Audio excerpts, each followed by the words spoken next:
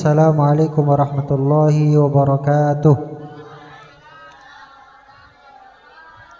Bismillah walhamdulillah wassalatu wassalamu ala rasulillah wa ala alihi wa ashabihi wa man tabi'a risalatah. Subhanaka la ilma lana illa ma 'allamtana innaka antal alimul hakim. Rabbis shrah li sadri wa yassir li amri wahlul 'uqdatam min lisani yafqahu qawli, amma ba'd.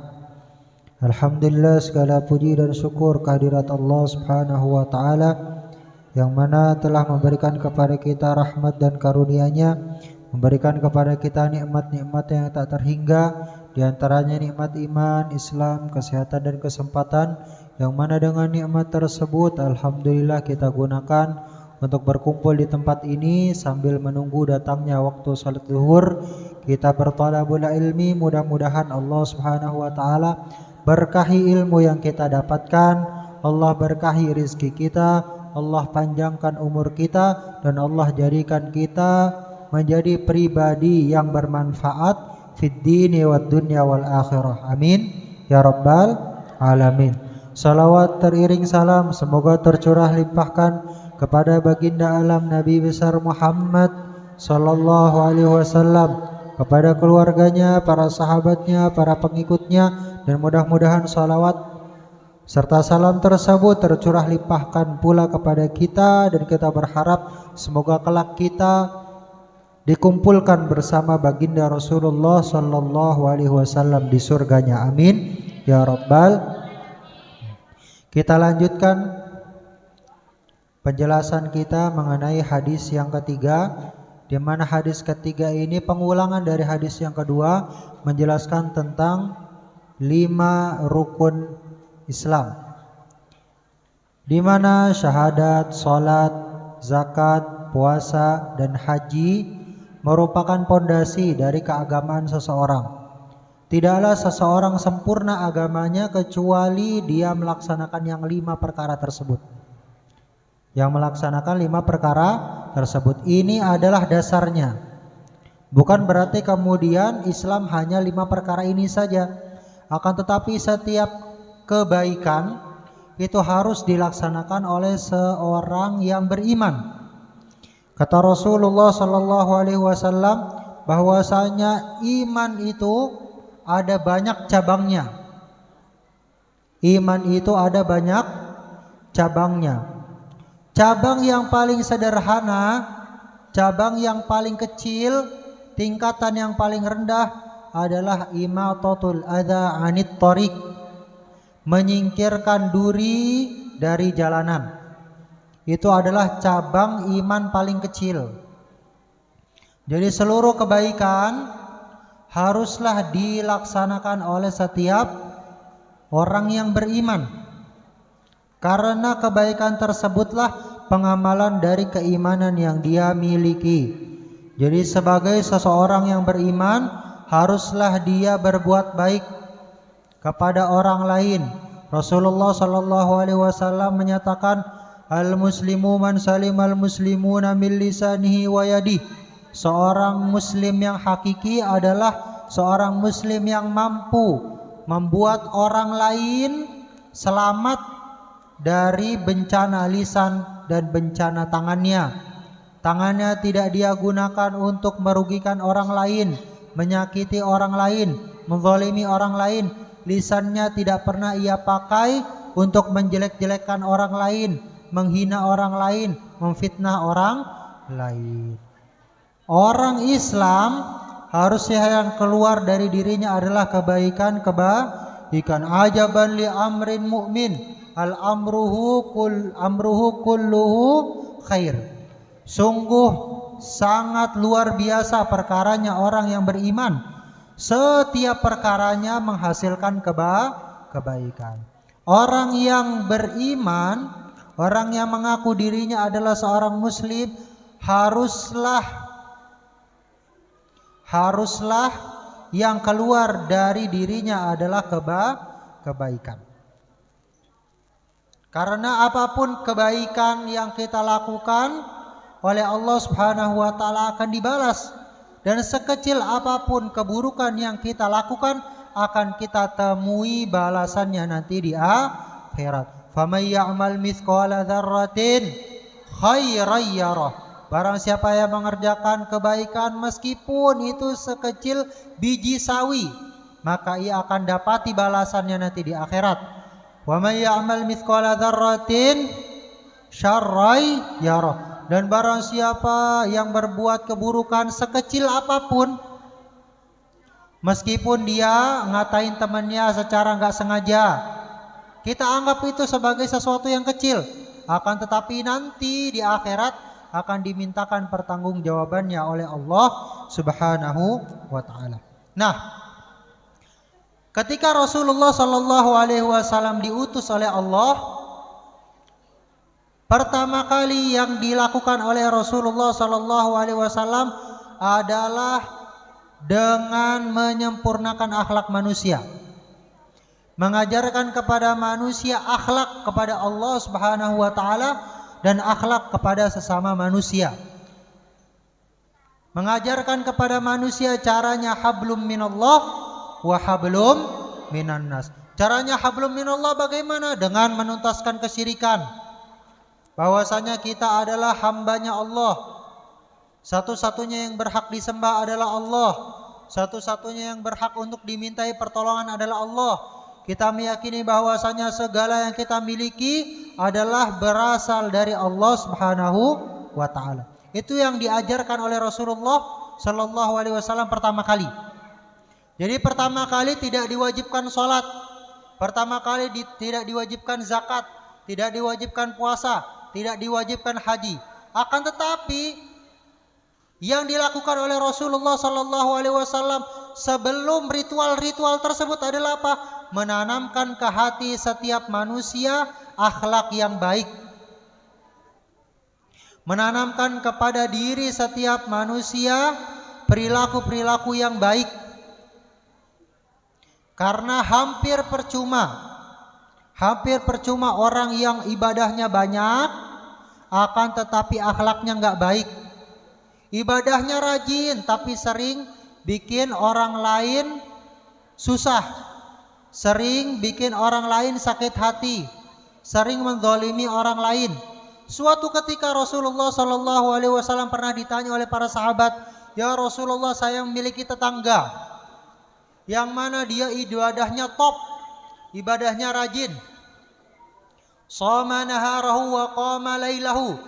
Siangnya dia habiskan untuk berpuasa, malamnya dia habiskan untuk sholat malam, bermunajat. Akan tetapi tetangga-tetangganya dizalimi sama dia. Tetangga-tetangganya diusik sama dia. Tetangga-tetangganya diambil haknya oleh dia. Lalu ya Rasulullah, bagaimana nanti orang tersebut di akhirat? Maka dijawab oleh Rasulullah sallallahu alaihi wasallam, orang tersebut tempatnya di neraka. Orang tersebut tempatnya di neraka. Output daripada ibadah, hasil daripada ibadah yang kita lakukan harusnya menjadikan pribadi kita menjadi pribadi yang soleh. Apa itu soleh? Soleh itu adalah orangnya. Dengarkan dulu. Soleh itu adalah orangnya. Apa arti soleh? Soleh artinya adalah orang yang memberikan maslahat. Orang yang memberikan maslahat, orang yang memberikan kebaikan-kebaikan. Itulah disebut dengan orang soleh. Yang memberikan kebaikan adalah orang soleh. Makanya Allah Subhanahu wa taala bersabda, Allah Subhanahu wa taala berfirman, "Innas salata tanha 'anil fahsya'i wal munkar." Ketika seseorang melaksanakan salat dilandasi dengan keimanan oleh Allah Subhanahu wa taala, apa faedah daripada salat tersebut? Tanha 'anil fahsya'i wal munkar. Salat tersebut mencegah orangnya dari perbuatan keji dan mungkar. Maka mustahil orang yang salatnya benar menzalimi orang lain. Mustahil orang yang salatnya benar senang sama kemaksiatan. Mustahil orang yang sholatnya benar durhaka sama orang tua. Mustahil orang yang sholatnya benar sering ngeyel ketika dibilangin, dinasehatin oleh bapak dan ibu guru. Mustahil orang yang sholatnya benar ketika belajar berisik sendiri, tidak mau dengerin, sibuk bercanda sama temennya. Jadi kalau masih ada yang ketika pelajaran, ketika ngaji, bukannya dengerin, akan tetapi bercanda sama temennya, maka dipertanyakan sholatnya. Udah bener belum sholatnya? Jadi yang dilakukan Rasulullah SAW selama periode di Madinah 13 tahun, apa yang dilakukan oleh Rasulullah SAW? Menanamkan kepada pribadi setiap muslim akhlak yang baik, budi pekerti yang luhur, agar kemudian ketika diajarkan oleh Rasulullah SAW syariat, oleh Rasulullah SAW ibadah-ibadah yang lain, maka ibadahnya akan menambah kesolihannya, ibadahnya bukan hanya ritual saja, akan tetapi ibadahnya bisa menjadikan pribadinya menjadi pribadi yang lebih baik. Makanya kemudian perhatikan, sholat kapan diwajibkan? Ketika tahun 10 kenabian, ketika peristiwa Isra dan Mi'raj. Setelah 10 tahun dibangun oleh Rasulullah SAW, pentingnya untuk bermusyawarah, pentingnya untuk saling menghargai, pentingnya untuk memuliakan sesama manusia, pentingnya untuk memiliki akhlak yang baik kepada Allah Subhanahu wa taala dan kepada sesama manusia, barulah diajarkan oleh Rasulullah SAW ibadah-ibadah ritual, ibadah-ibadah yang menjadi perantara kesolehan kita dengan Allah Subhanahu wa taala. Hablum minallah. Setelah apa? Setelah didasari oleh akhlak yang mulia.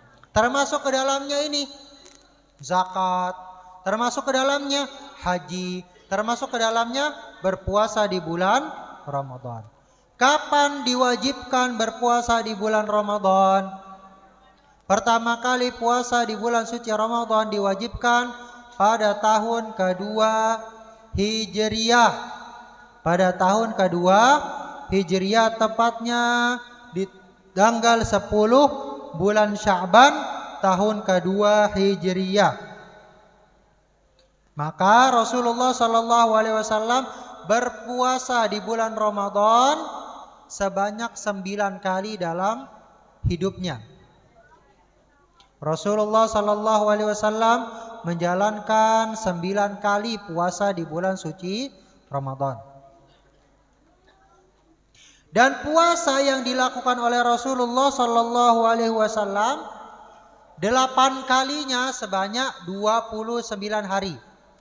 Jadi kalau dalam bulan Qamariyah, dalam bulan Islam, itu berapa satu bulannya? 29 sampai 30 hari. Ketika kita lihat bulan, sudah ada bulan baru belum? Kalau tanggal 29 sudah ada bulan baru, maka satu bulannya 29 hari. Tapi kalau di hari 29 tidak terlihat bulan baru, tidak terlihat hilal, maka puasanya digenapkan menjadi 30 hari. Maka biasa ketika kita mau puasa atau mau Idul Fitri, kita nunggu sidang isbat untuk menyatakan apakah sudah masuk bulan baru atau belum, dengan cara melihat bulan. Nah, puasa yang dilakukan oleh Rasulullah SAW selama 9 kali, 8 diantaranya Ramadannya sebanyak 29 hari. Hanya satu Ramadan itu yang genap 30 hari. Dan hikmah pada Rasulullah SAW melaksanakan puasa 29 hari selama 8 kali adalah agar tidak ada keraguan di hati orang-orang yang beriman, Yang menyangka bahwasanya kalau puasanya 29 hari mah belum sempurna. Jadi kan banyak nih, puasa 29 hari mah belum sempurna, harusnya digenapin 30 nih. Enggak, tidak seperti itu. Puasa asalkan bulannya sudah selesai maka sudah sempurna puasanya. Itulah yang dilakukan oleh Rasulullah Shallallahu Alaihi Wasallam. Sumu li ru'yatihi wa aftiru li ru'yatihi. Mulailah kamu berpuasa wajib di bulan suci Ramadan ketika kamu melihat bulan baru, dan beridul fitrilah kamu ketika kamu melihat bulan baru. Kutiba alaikumus syiyam, kalian diwajibkan atas kalian berpuasa kama kutiba alal ladzina min qablikum la'allakum tattaqun, sebagaimana diwajibkan kepada umat-umat yang terdahulu agar kalian bertakwa. Fama syahida minkumus syahra falyasum, barang siapa yang melihat awal bulan maka hendaklah ia berpuasa. Apa hikmah daripada berpuasa tersebut akan kita bahas pada pertemuan yang akan datang. Wallahu a'lam bishawab.